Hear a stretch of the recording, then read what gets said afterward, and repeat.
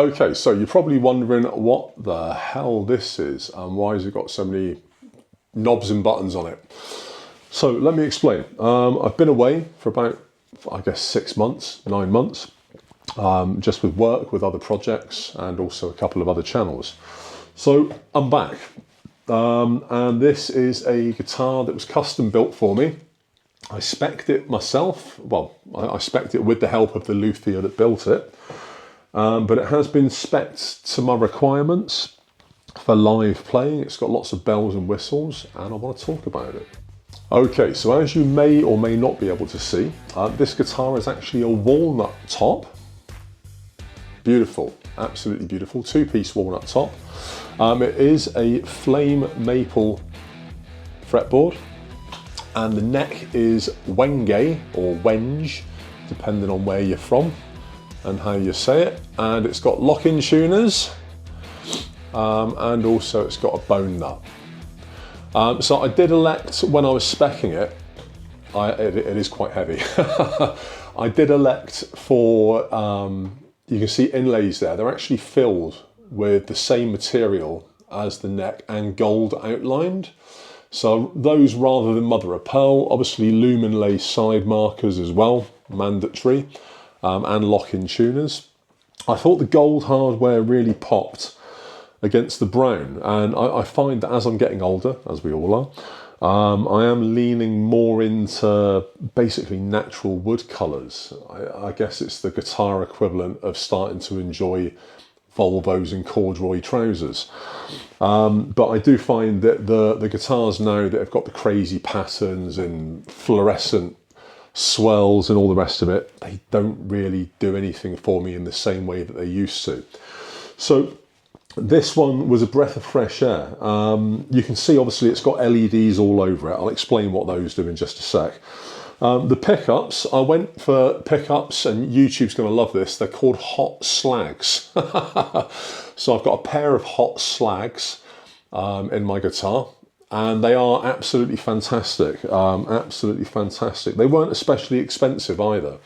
In fact, believe it or not, none of the parts that went into making this guitar were especially expensive, but they've come together to make something that quite literally is going to be my main gigging guitar from now on. So from the off, let's get into what these kind of LEDs and switches do. So kill switch, obviously you need it dirty really to get the best out of a kill switch, but this is fantastic. I've wanted one for ages. Obviously players like Tom Morello were a big influence on me when I started playing guitar. This is the kill switch.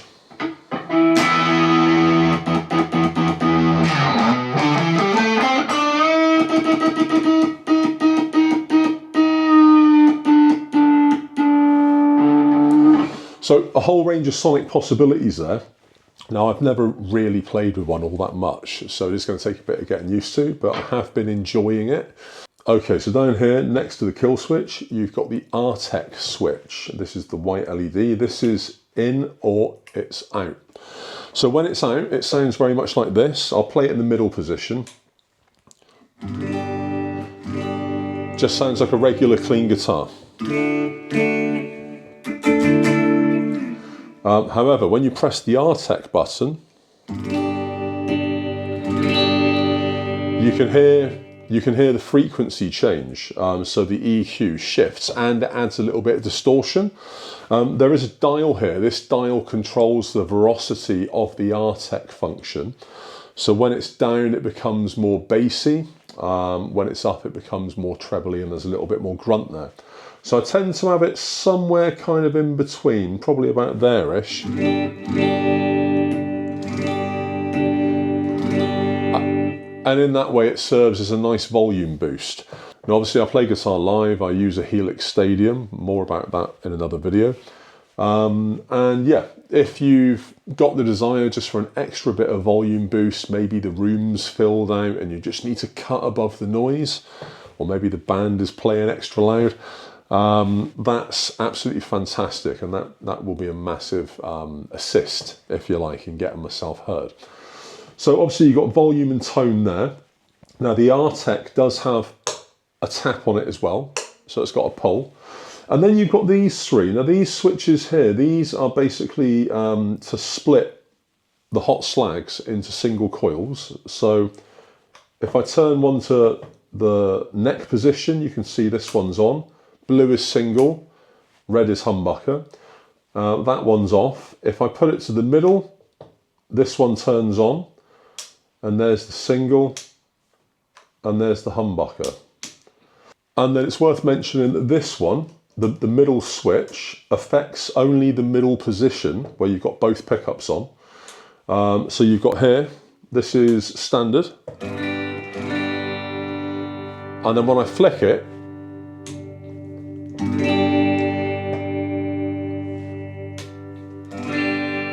so you actually get a bit of a volume boost, but it's also a phase flipper. So it flips. If you imagine your EQ being a kind of a wave like this, where you've got your bass, your middle, and your treble.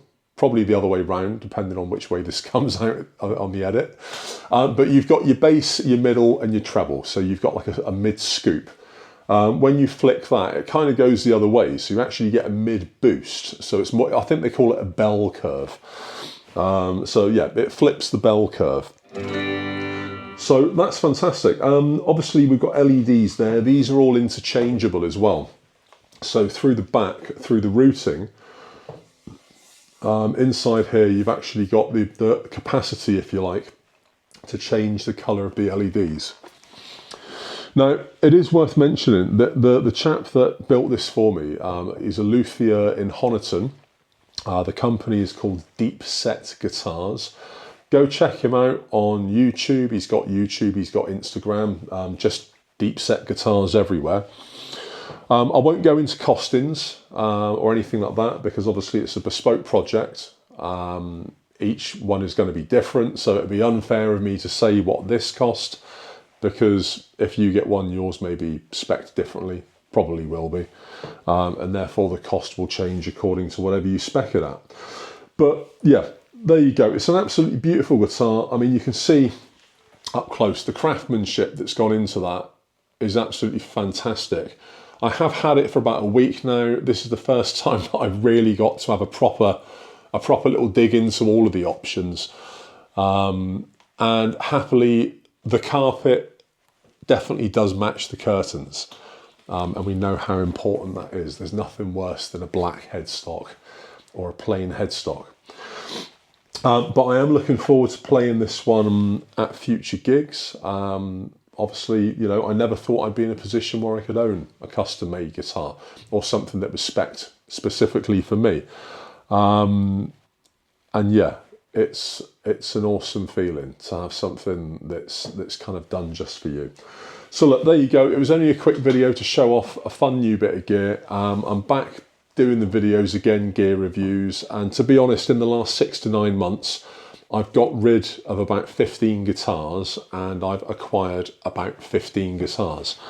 I've also acquired quad cortex pedals, helix stadiums, a couple of new amps.